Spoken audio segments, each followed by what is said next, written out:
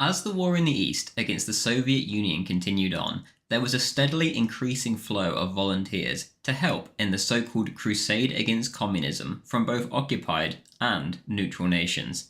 The most famous among these is Hitler's Nordic volunteers from Scandinavia.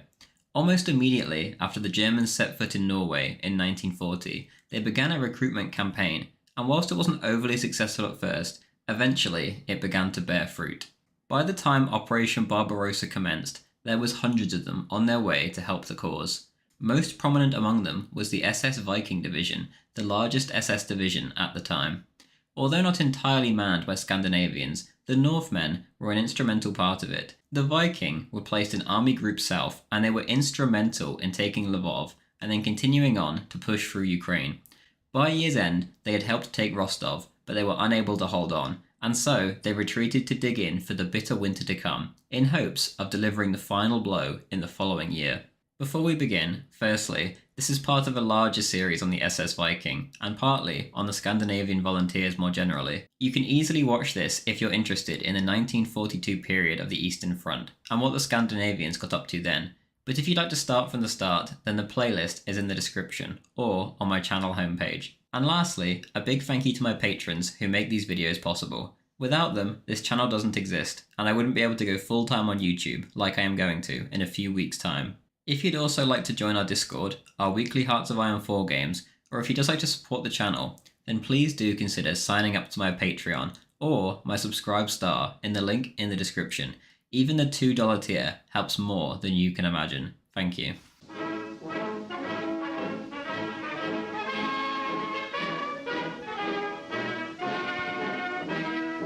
As 1942 rolled around, the German attempt to capture Moscow had failed right at the gates. The coldest Russian winter for years had sent thousands of frost-bitten Germans back in a bitter retreat, where they were given no time to bury their frozen comrades. This was as true in the south with the Viking as it was in the north at Moscow. The SS men had been unable to hold their toehold over the river too slow, and had to make a controlled retreat back across the river. Here, in the freezing cold, the men waited in their bunkers for the next opportunity to get at the Soviets when the weather was more agreeable. Time was not on the German side, however, as now the USA was in the war, and speed meant everything. If a slow and steady approach was taken, the Soviets could simply bide their time whilst the American Lend-Lease flooded in, and there would be no stopping them. With this in mind, a massive summer offensive was drawn up, with the hopes of crushing the communist superstate there and then in 1942. The Scandinavians would play a key role at both ends of the front for the coming offensive. In the north, you had the 1,218-man strong Den Norsk Legion, who were heading up to Leningrad to join the siege. Meanwhile, a little further south, 1,164 Danes of the Danish Free Corps headed to the Demyansk pocket to be tested for the first time. Further south still, you had the SS Viking, who were taking in their new recruits from the training depots, and they were ready for their starring role in the year's action. Despite some hiccups in the recruitment department, such as an incident where 9 young Danish volunteers were given nowhere near enough training and then sent to the front, where all of them died within days, things somehow managed to stay on track, and recruits, although not that many, continued to flow in. The division was also upgraded, ready for the new offensive, and they were supplied with 3 entire companies of Panzer III tanks to assist them. Hitler's new plan was to conquer the Caucasus oil fields in the south, by far the Soviets' most important source. The offensive was given the codename Fall Blau, aka Case Blue, and in Führer Directive No. 21, Hitler said, "The winter battle in Russia is drawing to its close. The enemy has suffered very heavy losses in men and materiel. In his anxiety to exploit what seemed like initial successes, he has spent, during this winter, the bulk of his reserves earmarked for later operations. The aim is to destroy what manpower the Soviets have left for resistance and to deprive them, as far as possible, of their vital military economic potential." End quote. And so, on June the 28th, Case Blue commenced with an attack on Voronezh, hundreds of miles north of Rostov. 2 days later, Paulus's 6th Army headed off on their infamous thrust towards Stalingrad. The Soviets assumed the offensive would be in the center, and they began to trade space for time. But suddenly, on the 13th of July, the main event began, and the German army pushed south on the Rostov front. The Soviets were caught completely off guard, and the formations in the south were left at the mercy of the Germans, with no reinforcements. The German artillery absolutely pounded the Soviet lines, and then it was the Vikings' time to strike. They pushed through a gap in the Soviet line, along with the Slovak Fast Division. On the 23rd, they entered the city once more, whilst the Vikings' new Panzer Battalion overran the Rostov airfield. Several days was then spent in brutal hand-to-hand fighting in the city, but ultimately the Germans and their foreign volunteers were victorious. The Viking continued on and pushed forwards with very little resistance. The problem was, however, that Hitler's secondary objective wasn't being fulfilled. Despite the gains being made on the map, the Soviets had given up Stalin's ridiculous hold and fight strategy and adopted the classic Russian strategy of trading space for time so as to lure the invaders deeper and deeper into the interior before hitting them when their supply lines were overextended. This strategy had worked against Napoleon over 100 years earlier, and it was to work once again.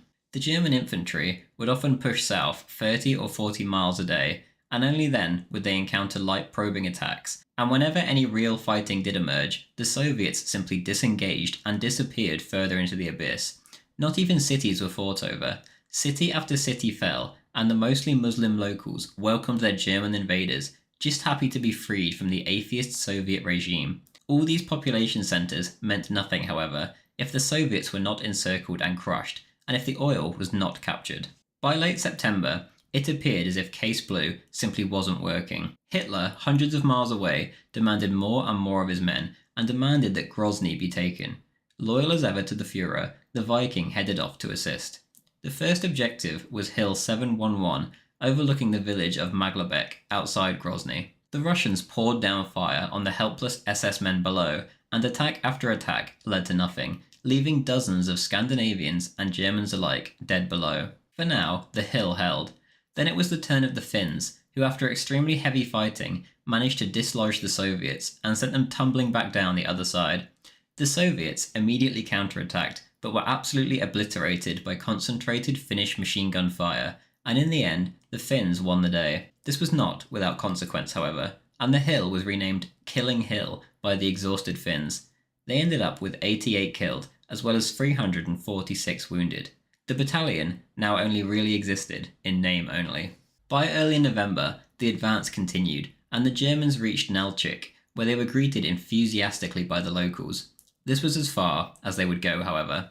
There was only a few tanks still operational, very little warm clothing, the men's boots were worn out, and the cold was creeping in. Ornulf Bjornstad, a Norwegian volunteer, describes life near Grozny at the time. When I settled down for the night in my foxhole, which was on a hillock, it was raining hard. The temperature dropped, and the water trapped in the foxhole iced over while I slept. When I awoke, it was iron hard, and I was literally frozen to one wall. I couldn't move at all, and my left side was totally paralysed." End quote. Another volunteer, Paul Heviger, from Denmark, said, quote, "I'd served in all the fighting in 1941 and 1942, right up to the Caucasus, and never been wounded, but then I contracted jaundice and was sent home. That was the end of my service with the Nordland." End quote. The end of the line had truly been reached, and the men were freezing to death with very few supplies. The supply lines simply could not keep up with the advance, and there was no time left. Up north, Stalingrad had been surrounded, and it seemed as if everything was falling apart. On the 11th of December, the order was given, and the men began to pull back. Case Blue had been a failure, and the Soviets would keep their precious oil.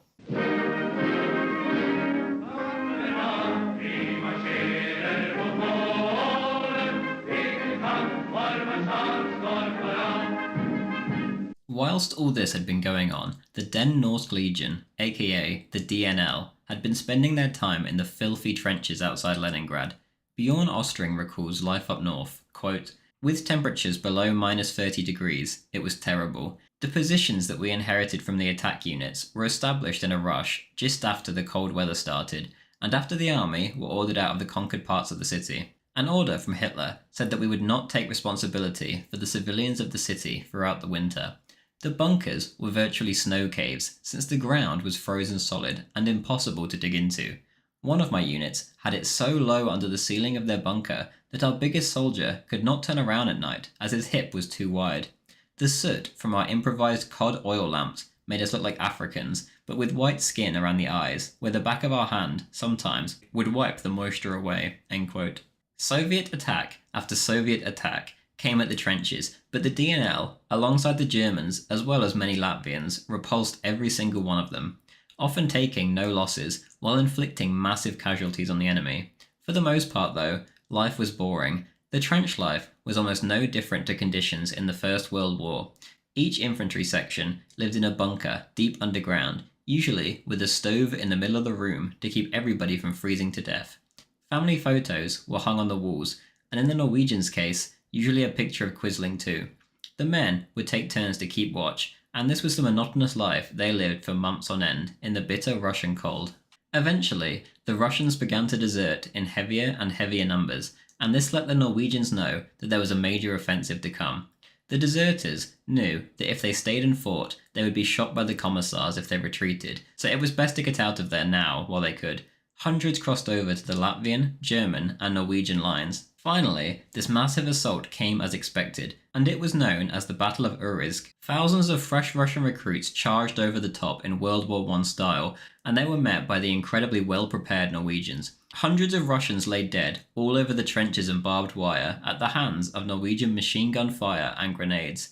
As the attack was starting to falter, the retreat began, and to the Norwegians' horror, they watched as the Soviet commissars mowed down their own men by the dozen with no remorse. 50 Norwegians had held out, and only 3 had died, while facing over 1,000 Soviets, in one of the most amazing victories of the war so far. Quisling himself then came to visit his men after their famous victory, and personally awarded them their medals. There was no time to waste, however, and the men were back in action almost immediately.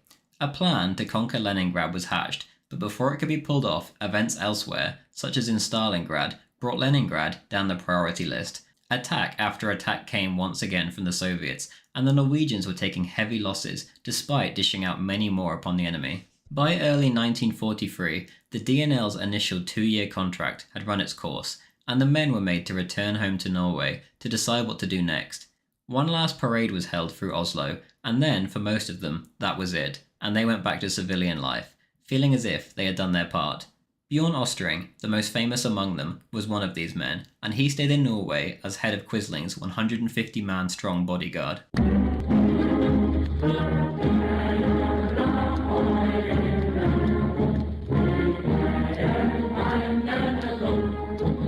The Norwegians weren't the only ones fighting up north in 1942, however. The Danes were brought into action also. At Demyansk, 5 German infantry divisions and an SS division were now completely cut off behind Soviet lines, and the fate of 95,000 vitally important men was hanging in the balance. After 73 days of brutal combat, where the Luftwaffe had to fly the much-needed supplies in to the frozen holdouts, a land corridor was finally created. The Danish Free Corps were then thrown into the pocket itself to fight alongside the beleaguered defenders. Almost immediately, they were thrown into incredibly heavy fighting, and disaster struck, as 2 of the Free Corps leaders were killed, including the famous Count Christian von Schallberg. The day was lost, and when all was said and done, 21 Danes were dead and 58 wounded. On the 10th of June, it was time to roll the dice again, and the Danes played a heavy role in attempting to take the town of Dubrovci. They stormed into the town after wading through swamps and flooded meadows. After brutal house-to-house combat, they were repelled, and 2 more Free Corps commanders were killed. By the end of the day, the town remained in Russian hands, and another 25 Danes were killed. Back home in Denmark, however, von Schallberg was given a hero's send-off, and a huge military funeral was held. To the Danish National Socialists, he was a martyr, and as a result, a new wave of Danish volunteers poured in, seeking to follow in von Schallberg's footsteps. The Danes were then given a chance to make their hero proud a month after his death, when their position was suddenly being bombarded by heavy artillery, and then the full might of the Red Army seemed to pour at them in an endless wave. They lost contact with the Germans to their right, and were very near being overrun. Everyone who could hold a weapon, including cooks and clerks, immediately rushed forward to hold back the attackers. Stuka dive bombers came to their aid, but nothing seemed to be enough, as wave after wave poured forwards. Lieutenant Colonel Kreising told headquarters that they were most likely not going to be able to hold the position, but that they would never abandon it, and that they would fight till the end. They did exactly this, as an entire Red Army battalion came at them, with tank support, and hours of hand-to-hand fighting with knives, grenades, and entrenching tools broke out in the trenches against the massively numerically superior Soviets. More and more Soviet reinforcements continued to pour in, but they were no match for the fanatical Danes, and then suddenly, just after midnight, the Russians began to flee for their lives, and the day was won despite heavy casualties. The next day, another assault came, but once again the Danes and the Germans that had come to support them repelled the endless Soviet charges. By early August, however, only 150 of the original Free Corps remained in the lines, and 300 of them had been killed since they entered the pocket. It was decided to withdraw the Danish Free Corps for a rest and a refit. Their gigantic sacrifice did not go unnoticed, however, and General Graf Walter von Brockdorff-Ahlefeldt wrote to them, quote, "Since the 8th of May, the Norsk Legion has been positioned in the fortress. True to your oath and mindful of the heroic death of your first commander, SS Sturmbannführer Christian von Schallberg, you, the officers, and the men of the Legion have always shown the greatest bravery and readiness to make sacrifices, as well as exhibiting exemplary toughness and endurance. Your comrades of the army and Waffen-SS are proud to be able to fight shoulder to shoulder with you in the truest armed brotherhood. I thank you for your loyalty and bravery." End quote. After some leave back in Denmark, the Danes were put back in the lines, but after a few more months, it was decided that the Legion had had its day, much like the DNL, and the formation was disbanded. After a final parade in Copenhagen, many then went back to civilian life, and others went into different units. And so, 1942 came to a close, with the Scandinavians being at the forefront, both in the north at Leningrad and Damyansk, and in the south in the Caucasus. The legions had reached the end of their usefulness, and after they were disbanded, the ones that did want to continue the fight ended up with their Finnish cousins in the north, or south with the Viking. This core group of men would be the ones who ended up seeing things through until the very end of the war. For now, however, things were not looking good for Germany, as the American aid poured into the Soviet Union, and the Red Army became more and more mechanized, more and more well-fed, and gained greater and greater superiority as time passed. The German war machine simply could not compete with the combined might of Soviet industry and American Lend-Lease. 24,446 tanks were produced in the Soviet Union during 1942, 8 times more than the Germans had invaded the nation with in the first place. In reply, the Germans could make only 6,180 panzers of their own. From here on out, it would be an uphill battle for the Germans and their volunteers. Thank you very much for watching. If you did enjoy this video, then please leave a like, as it helps immensely in the algorithm. Next time, we'll see how Hitler's Northern volunteers got on in 1943 with the fresh challenges that awaited them now that the odds were not in their favour. A huge thank you to my patrons before I go. I'll be full-time on YouTube soon, and without them, I would not be able to take such a step. So if you do want to support the channel, then please consider signing up to my Patreon or my subscribe star in the link in the description. Thank you. Thank you to Lobster2U, Darway Lololol, Sigmar, Emperor Titus, Luke David Murphy, Chechen Natsok, Anton Bergland, Levi E, Friendly Brian, Mr. Malabar, Bushak, Firefly Enterprise, Henry Unruh, Evan Brightfield, Chef Jeff, Ethan Winstanley, Wunderwaffe, Mr. Bloom, Gav D, Gaius Longanese Hanno, JD, Green Rebel, Angus Roxburgh, Rucksacker Too Heavy, Alexios Podcast Watcher, Citadel and Haste, as well as Inflection Point from Subscribe Star.